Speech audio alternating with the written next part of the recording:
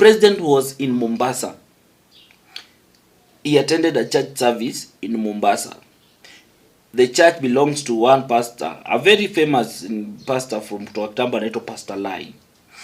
And the sermon of that Pastor Lai is what makes the content.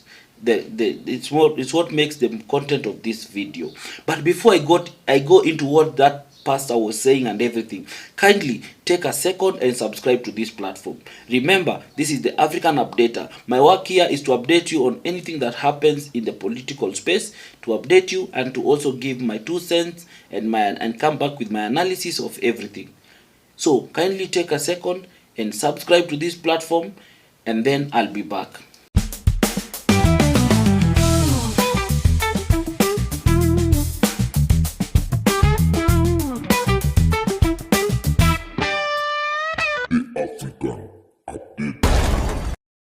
I believe you have subscribed. Thank you so much. So now, the president, as I said, was in Mombasa for a church service. Kama kawaida. Yeye ni mtu kwenda kanisa. That's where he goes. That's what he has been doing. That's where he used to campaign. That's where he used to evoke emotions, and people voted for him. So he was just doing the usual that he always yenye huwa anafanya. And he was there, the president and the governor of Mombasa and everything. And then something weird really happened on that church service. The sermon that the Pastor Lai decided to preach on that day was either intentional, and even if it was not intentional, it was God communicating. I want you to listen to this pastor speaking, and then I'm going to come back with my 2 cents. But here we are not raising robbers. Hapa hatukuzi wanyang'anyi. We are raising men and women of integrity. Tunakuza wanaume na wanawake wa uadilifu. Who pay their tithes. Ambao wanalipa fungu zao za kumi. And they pay their taxes. Na wanalipa ushuru wao.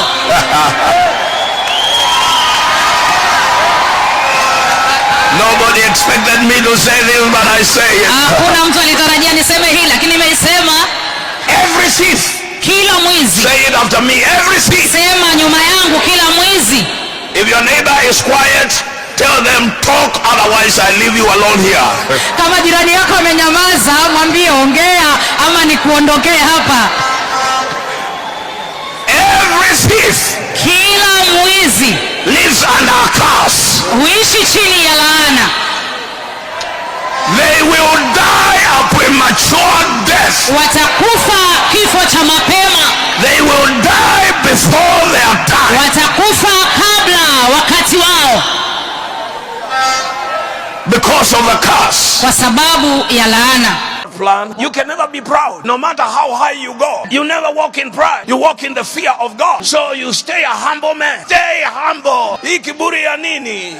Shuka. Because when you become proud, God resists you. But he gives grace to the humble. Walk in humility. Don't begin telling us how much you have, because that's your business. Don't intimidate us with your position. All of us, one day we will die and we will stand before God. We will not go with our cars and our houses. We'll leave everything here. So, hii kiburi ya nini? Siwachane nayo. We are all the same before. You can hear clearly that man, the man of God, saying that all those things are mesema. And he was saying that those people who are thieves, those people who oppress people will not see heaven. And you can see the reaction of the president. That cameraman, wherever he is, my friend, tunakuombea Mungu. The reaction of the president speaks everything. Because they always say, the guilt will always like, there's something you can't hide. You know, when you've done something wrong, when you feel like you are this thing is about me, you will never hide your reaction. The reaction of the president spoke a lot about what was being said. Now let's leave the president's reaction first. Let's come to this preaching. Was this intentional, or was God communicating? That one I can't speak on that. Maybe God was communicating, or maybe it was intentional. If God was communicating, then it is very clear that God is tired of this regime, and there's going to be a certain paradigm shift in the coming days or coming months. If it is from God, then God is saying, I'm tired, I'm tired, I'm tired. It's about time I take charge. It's about time I bring change. The God was trying to communicate to the president directly. I feel that is what was happening. If it was the intention of the pastor lie to communicate to, if he chose that someone deliberately, then it is him he was calling out the president indirectly and telling the president that this regime, that this government you are leading, that this person that is before us, he's messing us up. He's doing everything wrong. He was telling all these things in front of the president. What does this mean? This means that the pastors no longer fear the president. The fear is gone. The fear is gone, and the fear is gone everywhere. The fear is gone in the churches. The fear is gone in the streets. The fear is gone in everyone. Everyone now is coming out and calling the president for who he is. And unless the president sits down with his team and reflect, and he stop having yes men all surrounding him, the president will not come back again in 2027, because the odds are against him, the people are against him, and even God himself. If that message was from God, God himself is against him.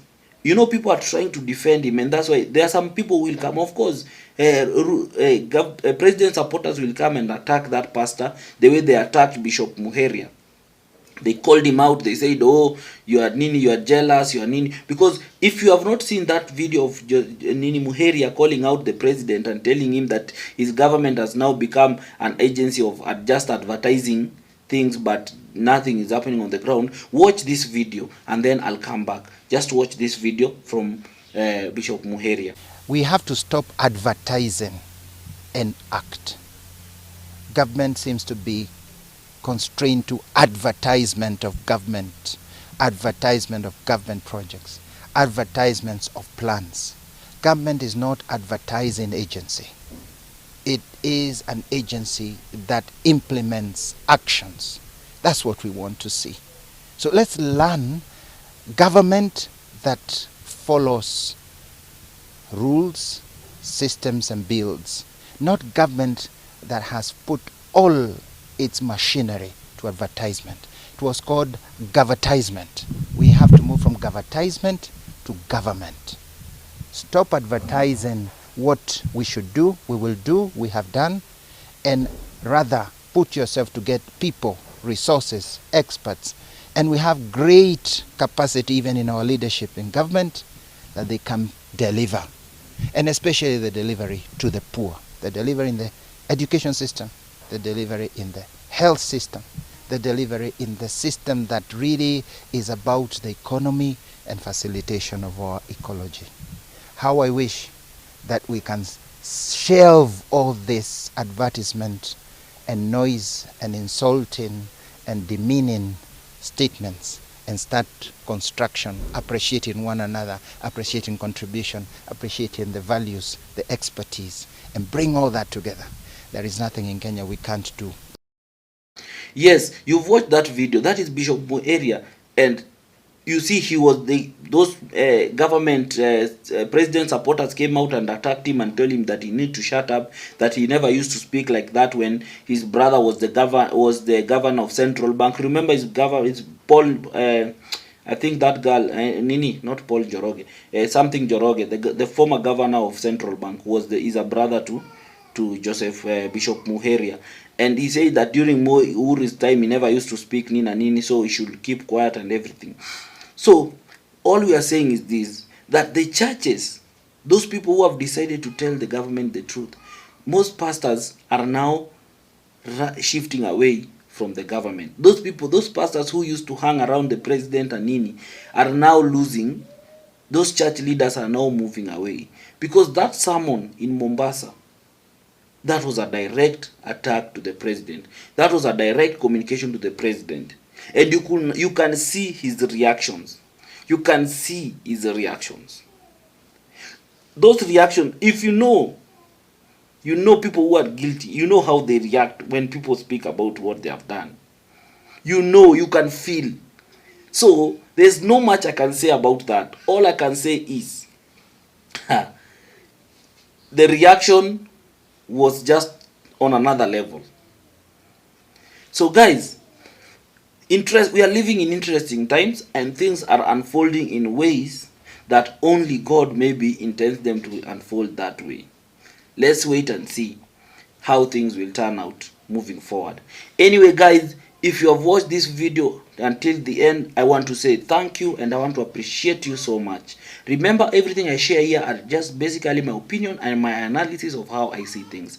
I am not always right, and I'm not always wrong. Same to you. As I always say, no one is always right and no one is always wrong. So make sure you subscribe to this platform and you hit the notification bell so that anytime I post a video, you will come and react. My work is to update you, and you react on the comment section. But as I always insist, let us remain respectful.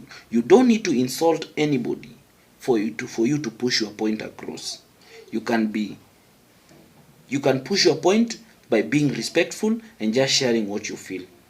Thank you so much. Until the next time, bye. The African Update.